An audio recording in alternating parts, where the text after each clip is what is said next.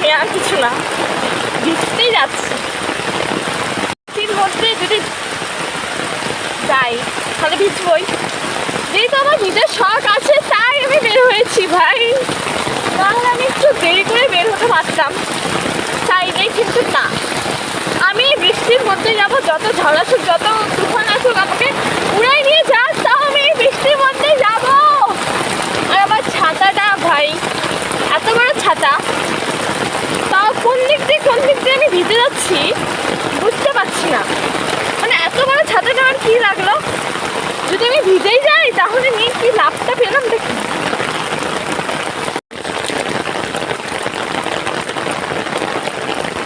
বৃষ্টির মধ্যে আমি এসে ঢং করতে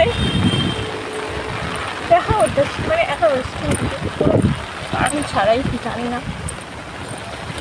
ভিজে যাচ্ছে এদিকে আমি। আর কটন দিতে পারা যাচ্ছে, মানে বাস খাওয়ার জন্য যাচ্ছি আমি। আছি মমতার কাছে দাঁড়ায় আছি।